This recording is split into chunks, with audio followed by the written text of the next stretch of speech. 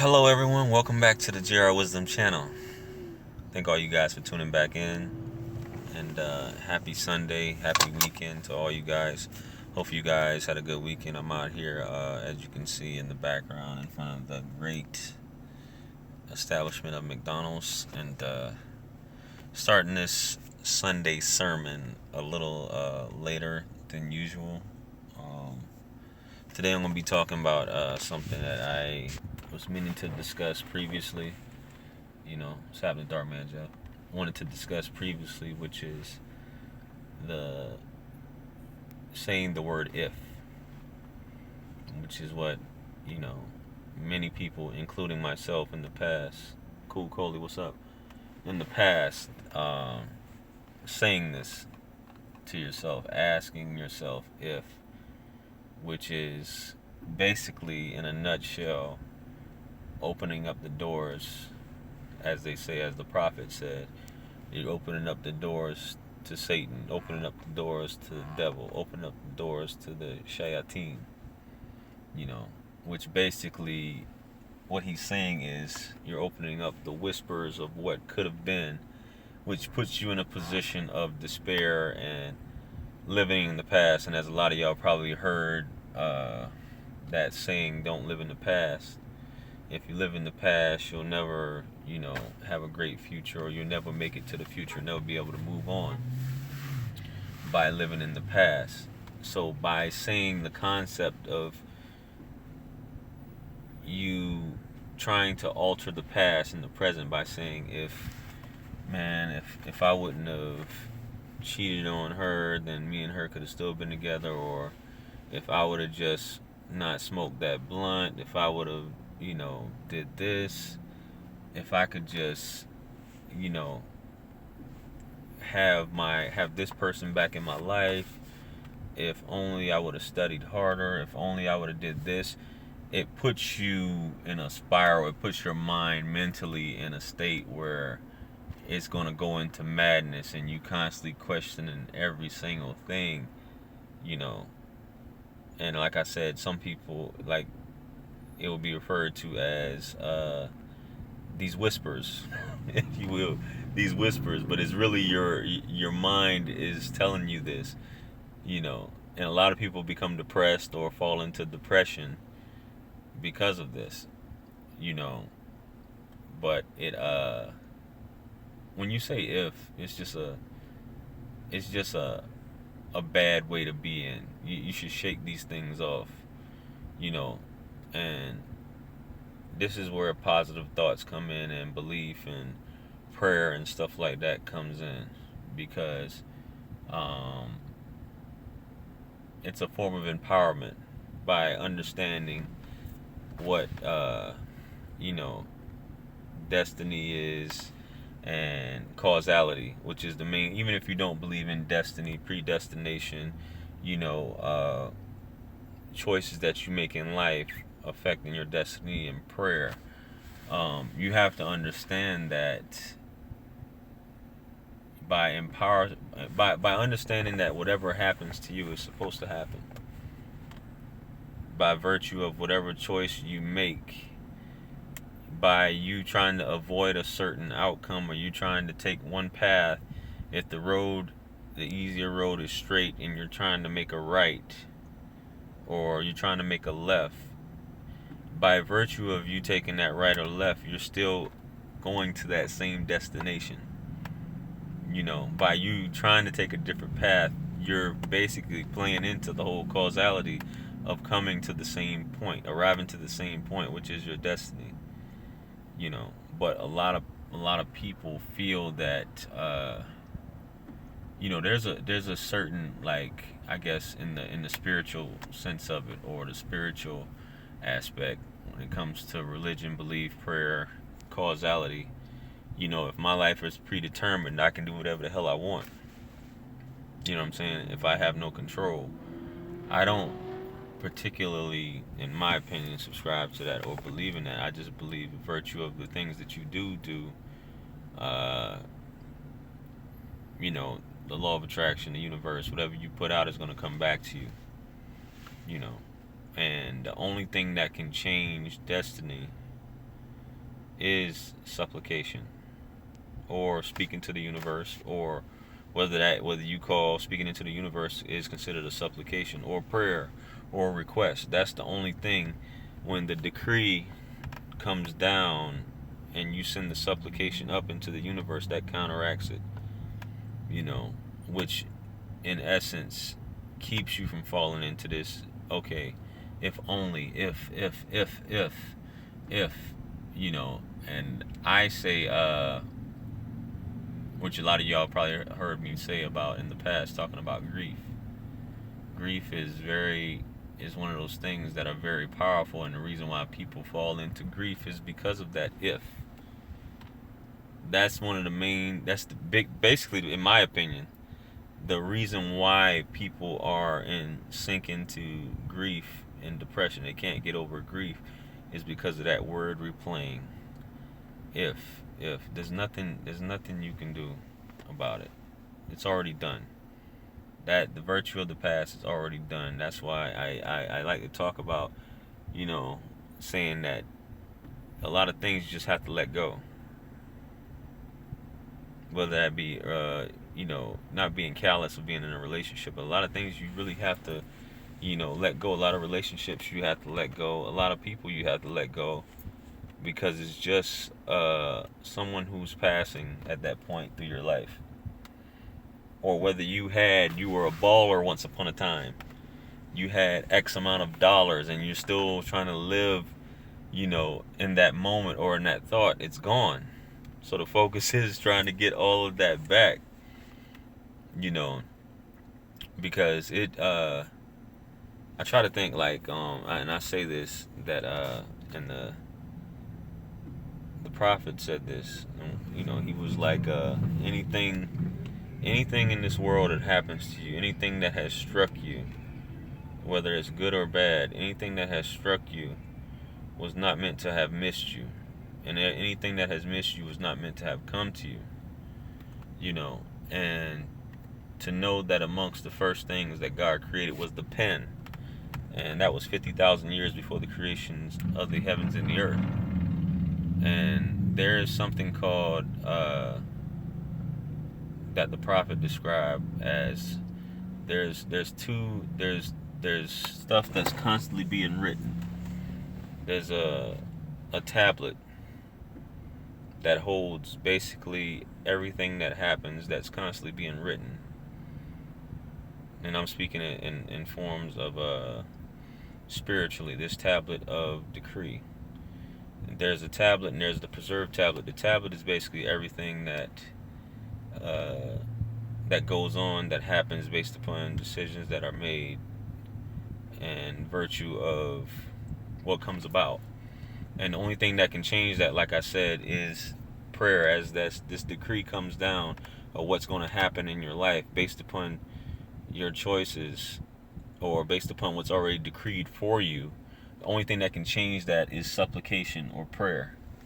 You know what I'm saying? Got my boys coming up in the car here. Keep talking though. Then there's something called this is the tablet that constantly changes. Right? This is the tablet that's, being constantly written. And y'all go ahead and get in the car. This is a tablet that's constantly being written and erased based upon, prayer and supplication. There's also something called the preserved tablet. This preserved tablet has every single outcome based upon, what, shut that door all the way, what could happen, what would have happened if you did this, X, Y, Z, if you understand what I'm saying. What's been decreed, every single, what am I looking for? Every single outcome, every single potential outcome of everything that goes on in your life based upon a decision that you make is all included in this tablet, in the preserved tablet, which nothing can be changed in that tablet as far as your life. This is all in there, as opposed to the tablets that are constantly being written and erased. So the fact that you understand that everything that happens to you has already been written, it gives you this sort of ease and empowerment. It's not to say not to be a good person or to do good deeds or to put things forth, but it's about the effort and what it is that you're planning on doing with your life. Are you just planning on giving up and just letting it be? Are you not content? I believe, I'm going to read what you said, Dark Man Jeff. You said, I'm not satisfied with where I'm at, with where I am with my life. I find myself in that if mindset a lot. And that's perfectly normal to feel that way, but once again, what are you putting forth? Are you giving your best? Whatever it is that you're trying to accomplish, are you doing your best to accomplish that? What have you put forth to get this goal or this accomplishment that you have, that you're trying to accomplish? You know, what are you doing for that? Because in a spiritual aspect, as far as God is concerned, He doesn't care about accomplishments. He cares about effort.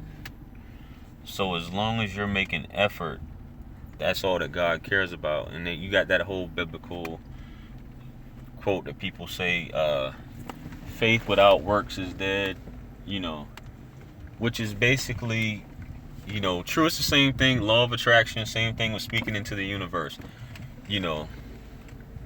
What is, if you're asking for something and you're not doing anything to accomplish these things, then you just asking. It's just lip service at the end of the day. There's this magic that they talk about. There's this magic out here that you're capable of accomplishing certain things, but it's that doubt, that whisper of the devil, of Satan, that tells you can't do something, or you don't want to do something. I'm just too lazy, I'm too ugly, I'm this, I'm overweight, so I'm gonna stay overweight the rest of my life because this is just the way it is. If only I would have did this when I was younger. This if, instead of just doing it. The prophet, I'm thinking about something he said. He was talking to his cousin, and he was offering him some advice, and he said to him,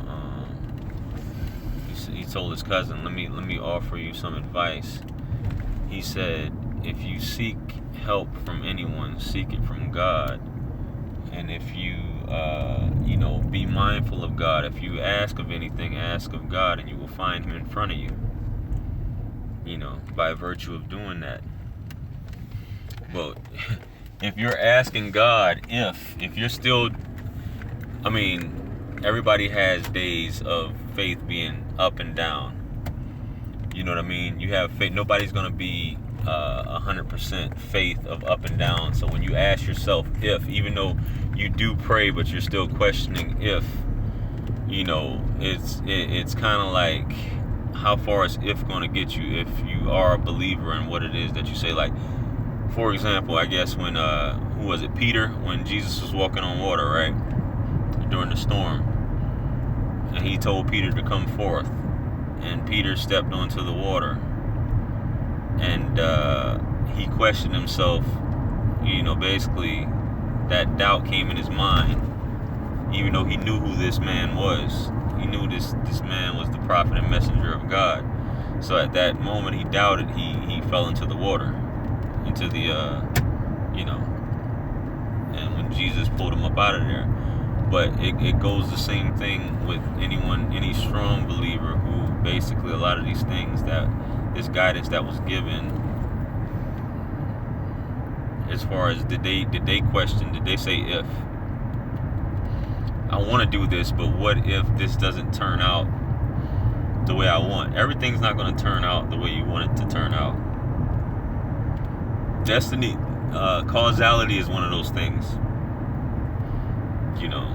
Causality, even though it's hard to jump out and do things, causality is one of those things. As far as you make a decision,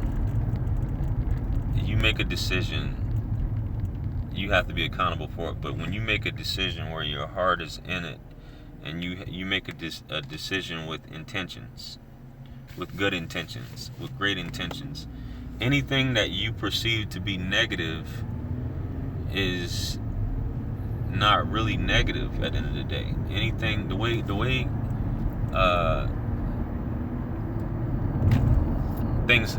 things happen, right? The way the prophet described it is that everything that happens to you is basically to your benefit, not necessarily your detriment, even if it is negative. It's to make you a better person. You know what I'm saying? It's to make you a better person. Like I think how does the verse go? Suppose you like a thing that is bad for you, and you hate a thing that is good for you, but God knows and you know not. So that's just to say that things that you think, whether it be a decision, something that's happening to you, even a blessing that's happening to you, just because you perceive it to be a blessing doesn't mean it's really a blessing.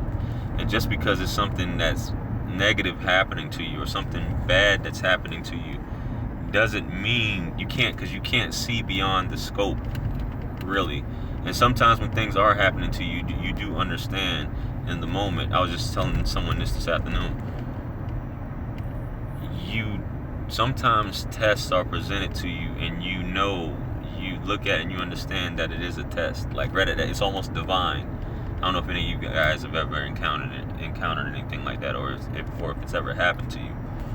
But when you have some things will happen, and at that moment you will know, or either you just sit back. Not saying it's really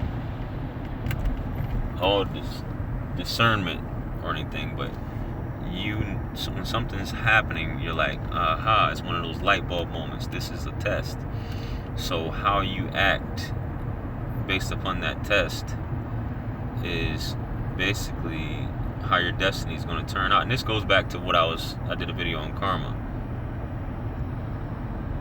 People, you're given so many chances, and I'm talking. I know I'm supposed to be talking about if, but you could be given so many chances to do, quote unquote, the right thing, or do right by somebody, but people don't even see that, and that's why they never get out of the position that they are in life, because they continue to do negative stuff, to harm people, to hurt people, to oppress people, to antagonize people.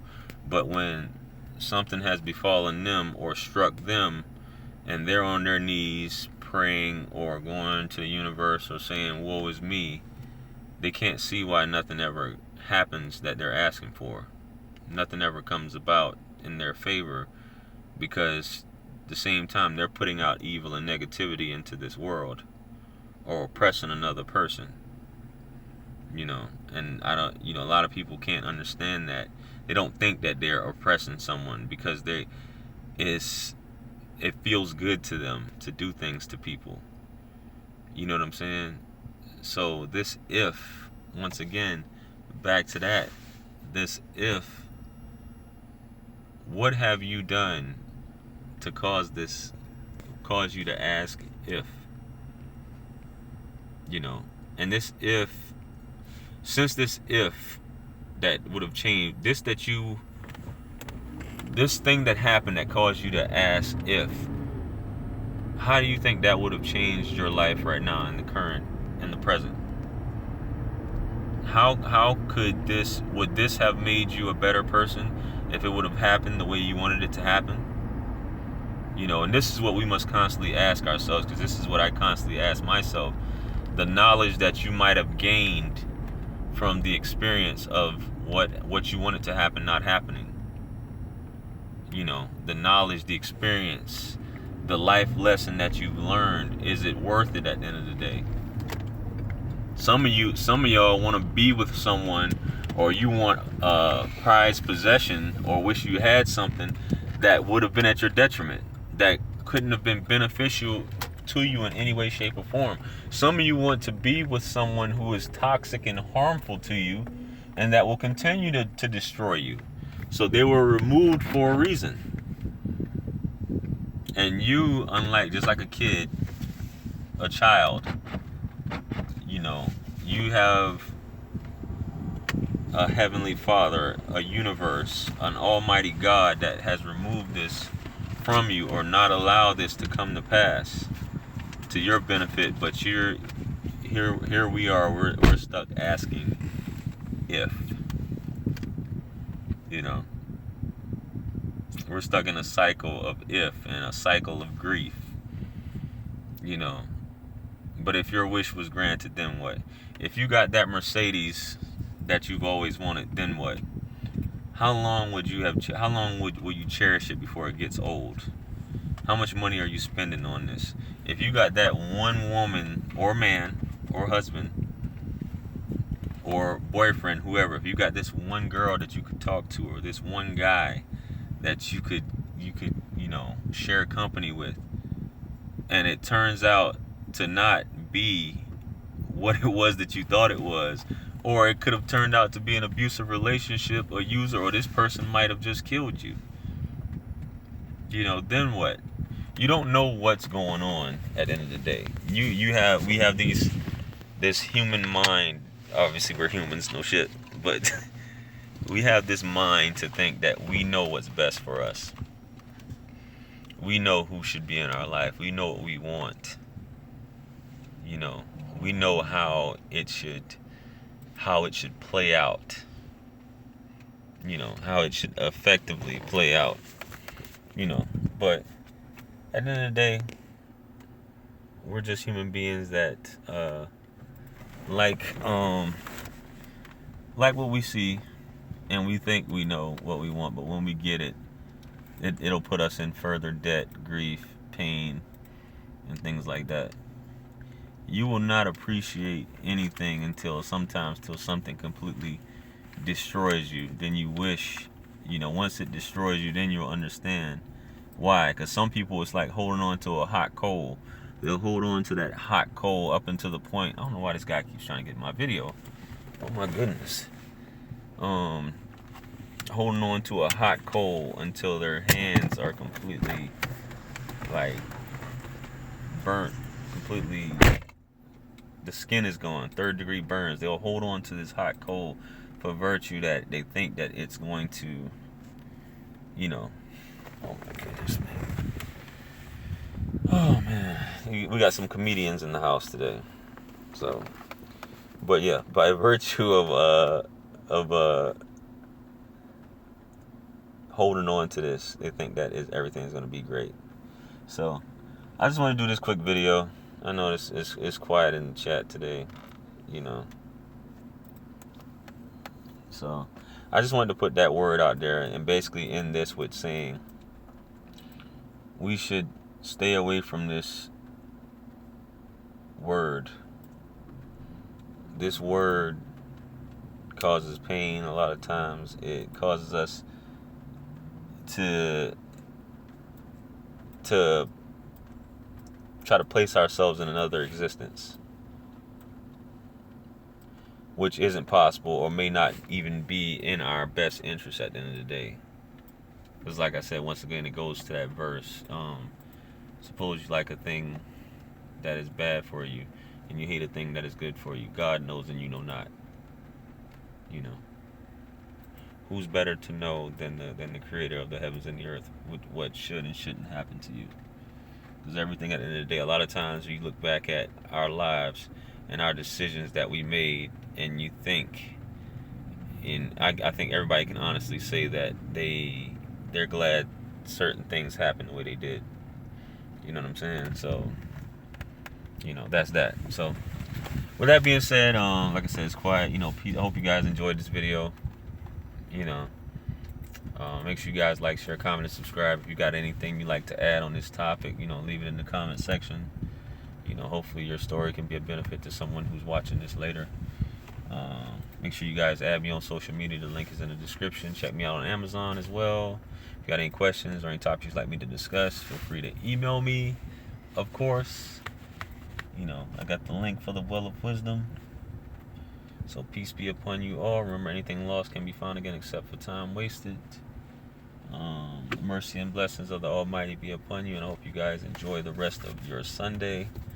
And I will see you guys again on the next live stream, chat, or video, all that good stuff. So I'm out of here, guys. Peace.